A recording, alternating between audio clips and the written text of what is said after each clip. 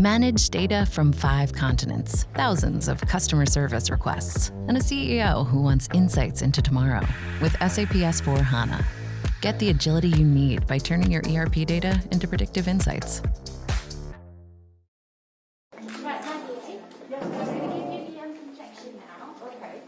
This is Maggie Keenan. She's the first patient to get the COVID-19 shot in the UK, the first Western nation to launch a mass vaccination program amid the pandemic.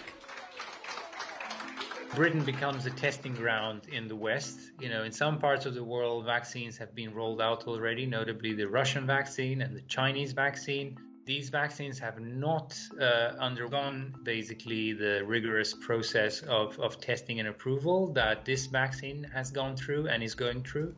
To tackle the massive logistical challenge of vaccinating millions of people as quickly as possible, the country's National Health Service, or NHS, is bringing doctors out of retirement and deploying tens of thousands of volunteers. This is just so exciting. It's a momentous occasion. The NHS has been planning extensively to deliver the largest vaccination programme in our history. So, how did the UK get here so quickly? And how is it trying to vaccinate much of its population at record speed? Today, we can announce that the government has accepted the recommendation from the Independent Medicines and Healthcare Products Regulatory Agency to approve the Pfizer-BioNTech vaccine for distribution across the United Kingdom.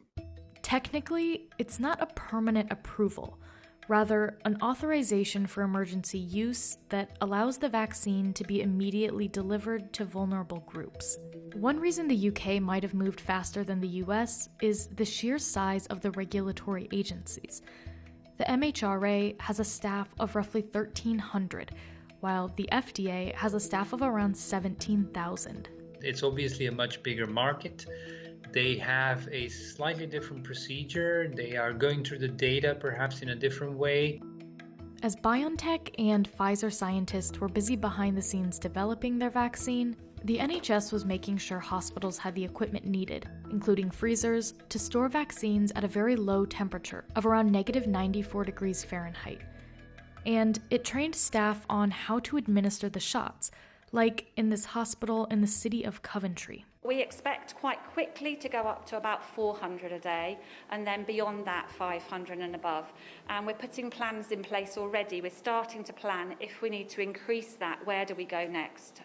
Well, the UK strategy for the rollout is to first give it to the most vulnerable people who are at risk of death by COVID-19. And that means that there will be probably kind of mobile teams bringing it to the old people's homes, bringing it to care homes. The NHS has designated 50 hubs in hospitals across England where vaccines are being shipped, mostly by truck from a factory in Belgium, which comes with huge logistical challenges as the vaccine needs to be stored at such a cold temperature.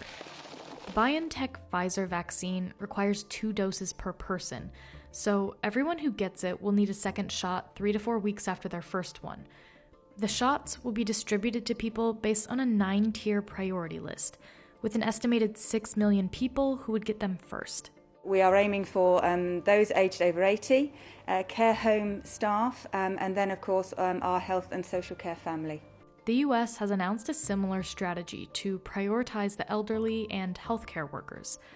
In the UK, the government has also said later on it could turn sports centres and conference halls into mass vaccination centres. It's amazing to see the vaccine coming out. It's amazing to see this tremendous shot in the arm for the entire nation, but we can't afford to relax now. The UK has rolled out emergency mass vaccinations before, like in the 1960s for smallpox and 2010 for the swine flu. But the COVID-19 shot will be the first time this specific type of mRNA vaccine is used.